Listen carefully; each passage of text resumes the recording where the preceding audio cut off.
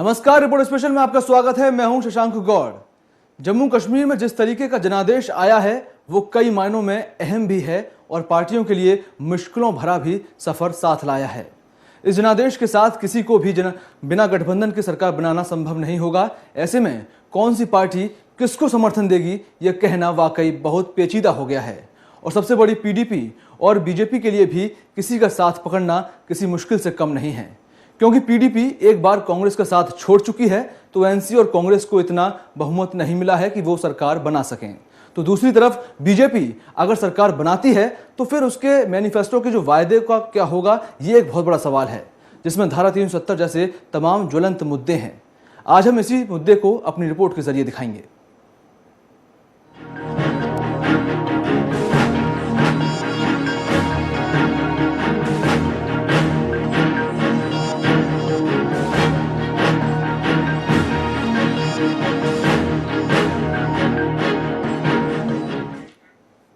सबसे पहले आपको जम्मू कश्मीर के भविष्य को बदलने के लिए आए जनादेश के बारे में बताएंगे, जिसमें एक नए बदलाव की बयार दिखाई दी है। जनादेश में किसी पार्टी को पूर्ण बहुमत तो नहीं मिला, लेकिन सरकार बनाने के लिए जोड़ तोड़ शुरू हो चुका है। सत्ताधारी पार्टी नेशनल कॉन्फ्रेंस का हाल बुरा है तो कांग्रेस का भी हाल वजूद जो है वो दिखाई नहीं देता।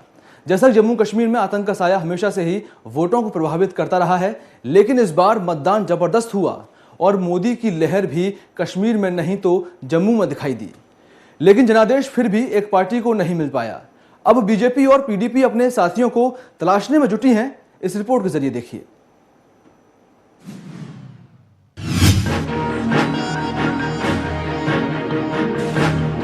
कश्मीर देश का स्वर्ग कहा जाता है, लेकिन वहां पर गोलियों की गड़गड़ाहट, आतंकवादियों का साया उसे हमेशा नापाक करने की कोशिश करता रहता है, जिसकी वजह से ही जम्मू कश्मीर की जनता ने इस बार जनतंत्र पर भरोसा जताते हुए विधानसभा चुनावों में जबरदस्त वोटिंग की और नतीजा अब सबके सामने आ चुका है। जम्मू कश्मीर की जनता की वोटों की गूंज देश के सामने आ चुकी है। हालांकि किसी भी पार्टी को पूर्ण बहुमत तो नहीं मिला है, लेकिन जिस तरीके से बदलाव की बयार जो जम्मू कश्मीर में बही है वो बहुत मायने रखती है। जम्मू कश्मीर की जनता ने जो वोट किया है वो जाहिर है कि विकास के नाम पर ही किया है।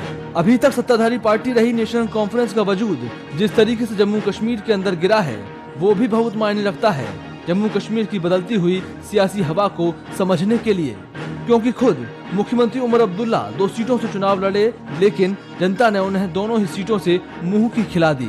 भारतीय जनता पार्टी घाटी में तो अपना ज्यादा वजूद नहीं दिखा पाई, लेकिन उसने जम्मू के अंदर शानदार वापसी कर दिखा दिया कि वो अब कांग्रेस को पूरे देश में पीछे करने के उद्देश्य से आगे निकली है। उसमें वो खरी उतर रही है। इसलिए बीजेपी के राष्ट्रीय अध्यक्ष अमित शाह ने जम्मू कश्मीर जनता को बीजेपी पर विश्वास जताने के लिए धन्यवाद दिया। मित्रों, 2014 का साल भारतीय जनता पार्टी के लिए अप्रत्याशित चुनावी सफलता का साल है।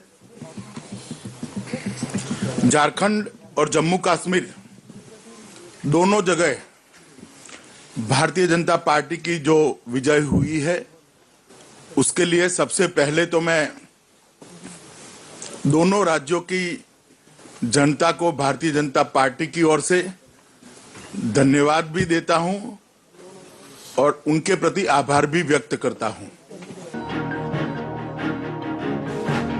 चुनावों के दौरान जम्मू कश्मीर में बीजेपी ने जिस तरीके से आक्रामक पेशकदमी दिखाई उसका ही नतीजा है कि भारत का एकमात्र मुस्लिम बहुल राज्य में वो दूसरी सबसे बड़ी पार्टी बनकर उभरी है। किसी भी अन्य चुनाव की तुलना में अब की बार अधिक लोग मतदान करने के लिए घरों से निकले। आतंकियों की धमकियों का अब की बार न्यूनतम असर चुनावों में दिखा, जबकि आतंकियों की घुसपैठ घाटी में साफ तौर पर देखी गई। 8 दिसंबर को श्रीनगर में हुई प्रधानमंत्री नरेंद्र मोदी की रैली में जुड़ी 8000 लोगों की भीड़ को बेशक देश भर में उनकी अन्य रैलियों की तुलना में उल्लेखनीय नहीं माना जा सकता, फिर भी किसी हिंदू राष्ट्रवादी के लिए वादी कश्मीर में रैली का आयोजन करना सचमुच बहुत दिलेरी भरा काम है।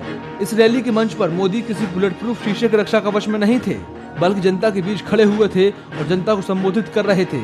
उसी का नतीजा है कि आज जम्मू कश्मीर में बीजेपी दूसरी सबसे बड़ी पार्टी बनकर उभरी है। हमें लड़ना है गरीबी के खिलाफ, हमें लड़ना है बेरोजगारी के खिलाफ, हमें लड़ना है भ्रष्टाचार के खिलाफ। और इसलिए मेरे भाइयों बहनों, मुझे विकास की नई ऊंचाइयों पर जाना है। पानी की इतनी ताकत है कि यहां का पानी पूरे हिंदुस्तान को रोशनी दे सकता है, इतनी ताकत है। यहां से पानी से बिजली पैदा हो सकती है, उस बिजली से पूरा हिंदुस्तान रोशन हो सकता है। फिलहाल बीजेपी इन नतीजों को एक विश्वास की तरह देख रही है और इसे भारत की जीत और पाकिस्तान एवं अलगाववादियों को चेतावनी के रूप में बता रही है।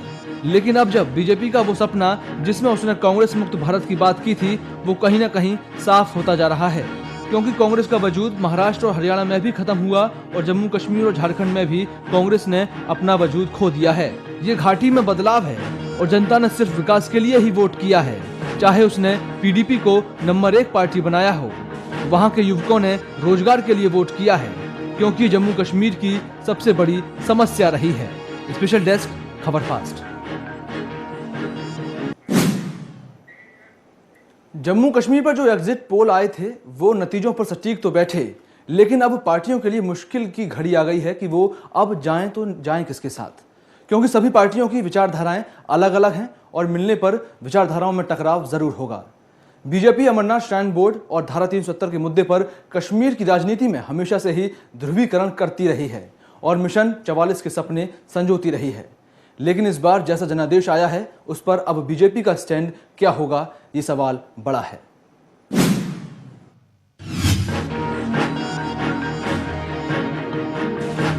जम्मू कश्मीर चुनाव पर एग्जिट पोल के लगभग सारे नतीजे सरहदी सूबे में गठबंधन सरकार की संभावना जता रहे थे और ठीक वैसा ही हुआ।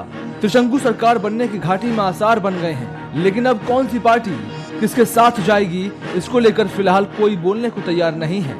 लेकिन सभी दल के प्रमुख नेता ये बोलते हुए जरूर नजर आ रहे हैं कि उनके सामने सारे विकल्प खुले हैं।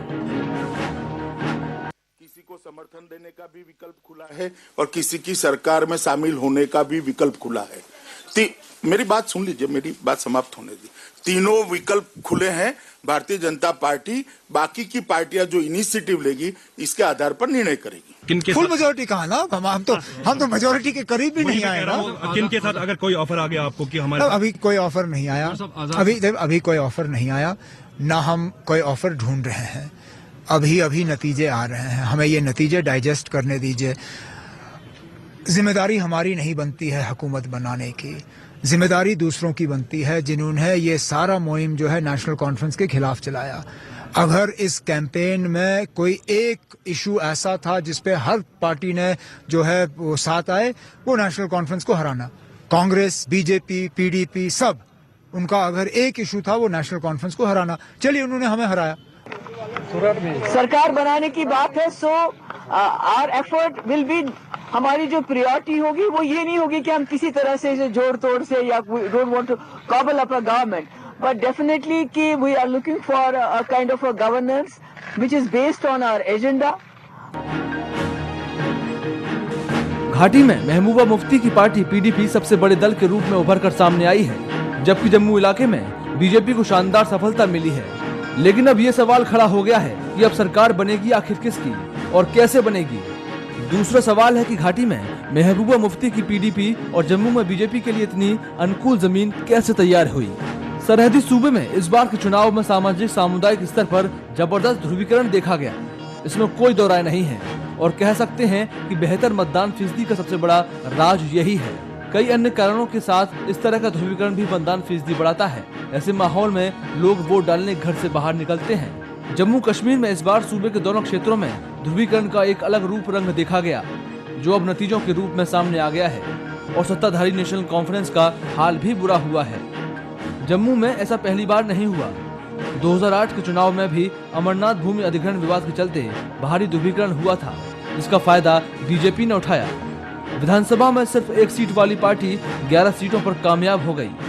2002 के विधानसभा चुनाव में उसे सिर्फ एक सीट मिली थी। 2008 में कांग्रेस की हालत पतली हो गई और बीजेपी ने उसे सबसे ज्यादा नुकसान पहुंचाया। केंद्र की सत्ता में होने के बावजूद भी कांग्रेस को इसका बिल्कुल भी फायदा नहीं मिला।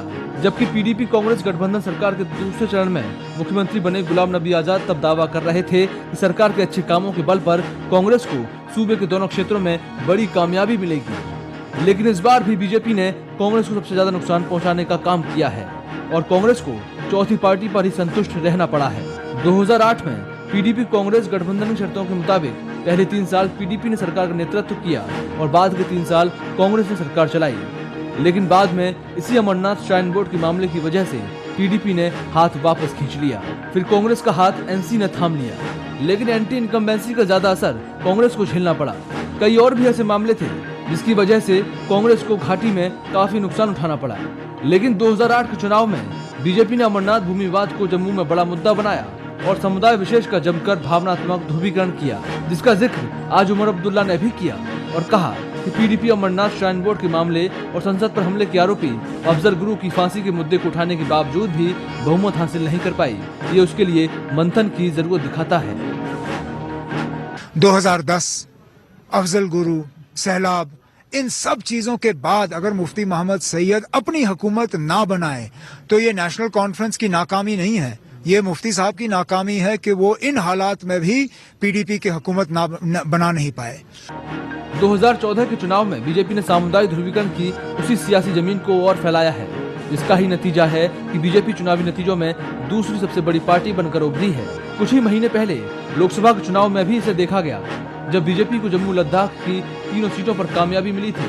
प्रधानमंत्री नरेंद्र मोदी के राजनीतिक आकर्षण का इसमें जुड़ना और भी असरदार साबित हुआ है।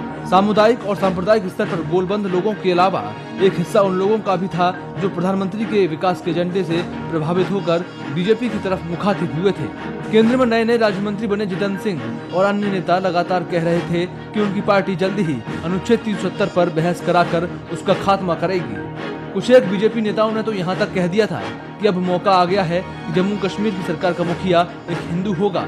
इस माहौल में कांग्रेस और नेशनल कॉन्फ्रेंस के पांव तो उखड़ने लगे थे, लेकिन बीजेपी को भी इन मुद्दों से इस बार जम्मू कश्मीर में ज्यादा कुछ फायदा नहीं मिल पाया।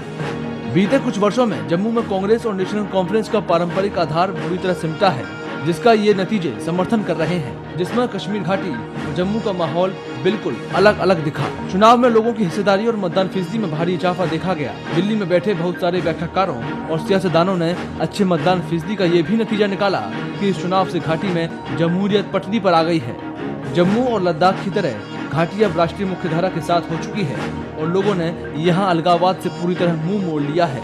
इस जनादेश के बाद अगर ये बात सही है तो कह सकते हैं कि जम्मू कश्मीर की जनता एक नई राह की ओर चल पड़ी है और वो सरकार से भी ऐसी ही उम्मीद करती है।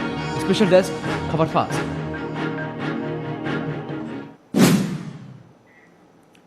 यहाँ रुकेंगे छोटे से ब्रेक के लिए और जब ब्रेक के बाद वापस लौट के आएंगे तो बात करेंगे कि बीजेपी का जो मैनिफेस्टो था उसमें जो वादे किए गए थे उन वादों का आखिर क्या होगा।